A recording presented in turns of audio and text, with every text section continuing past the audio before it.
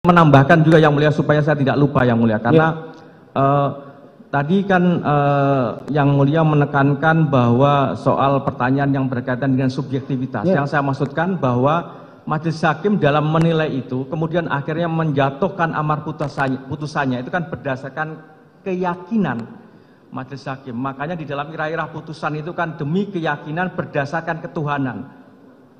Ya, berdasarkan demi keadilan berdasarkan ketuhanan. Artinya bahwa yang dijadikan sebagai tujuan hakim dalam menilai itu adalah keadilan. Kenapa demikian? Karena hakim ini adalah wakil Tuhan. Ada pertanggungjawaban moral hakim kepada Tuhan. Oleh karena itu, maka dalam kaitannya dengan pertanyaan tadi yang berkaitan dengan pembuktian, tentu yang didasarkan pada fakta-fakta yang di persidangan. Kalaupun toh ada perbedaan di antara pada tahap penyidikan dan seterusnya, maka ketika ternyata berbeda, disinilah yang kemudian bisa dinilai sebagai satu alat bukti karena disumpah. Contoh misalnya kehadiran saya sebagai ahli, ya tentu ini akan dinilai apakah kemudian keterangan yang saya sampaikan dinilai sebagai suatu salah satu alat bukti sebagai keterangan ahli apakah tidak, karena kan disumpah. Nah, itu yang saya maksudkan yang tadi Yang Mulia, bahwa keyakinan majelis hakimnya itu dalam menilai itu tentu ada koridor-koridornya yang tadi saya sudah sampaikan. Maksud saya demikian Yang Mulia. Betul, tapi akhirnya kan apa yang terungkap di persidangan ini sebagai fakta, bukan yang bisa jadi yang saudara sebutkan tadi. Bisa saja yang dari pemeriksaan penyidik itu berbeda dengan yang di sini. Betul Yang Mulia. Itu kan gitu. Betul ya? Yang Mulia. Jadi kita tolak ukurnya adalah yang di persidangan ini. Yang persidangan Yang Mulia. Itu ditegaskan. Betul.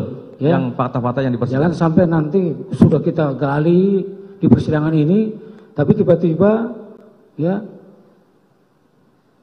tuntutannya itu malah didasarkan pada pemeriksaan penyidik, bukan yang terjadi di persidangan ini, kan seperti itu.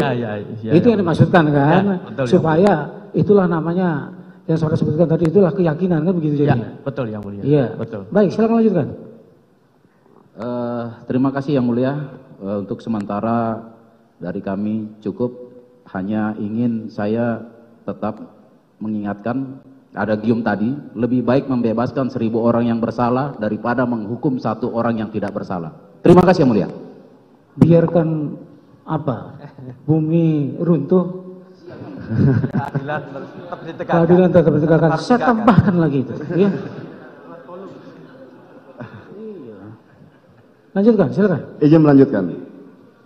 Ya, ahli, saya ingin menanyakan apakah terdapat dari kajian ilmu hukum atau keilmuan di bidang hukum terkait dengan kriteria saksi-saksi. Ya. Dalam artian di sini kan kita udah dengar ada istilah ya, saksi mahkota dan lain sebagainya. Tapi dari kajian keilmuan hukum itu sendiri bagaimana terkait dengan saksi itu sendiri? Mohon pendapat ahli. Ya, dari berbagai pendapat ahli saya kira semuanya sudah berpendapat bahwa saksi itu merupakan salah satu keterangan saksi ya. Keterangan saksi yang disampaikan di persidangan ya, di muka pengadilan, itulah yang kemudian dikualifikasi sebagai satu alat bukti. Satu saksi bukan sebagai satu alat bukti, ya, hal ini adalah keterangan saksi. Saya kira ini semua ahli berpendapat seragam demikian begitu.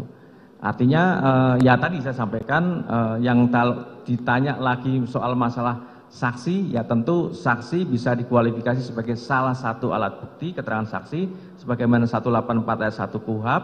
Kemudian kualifikasi saksi yang seperti apa yang kemudian bisa dinilai sebagai satu alat bukti, itu satu saksi tidak bisa dinilai sebagai satu alat bukti. Saksi maksud saya. Terima kasih sudah nonton. Jangan lupa like, subscribe, dan share ya.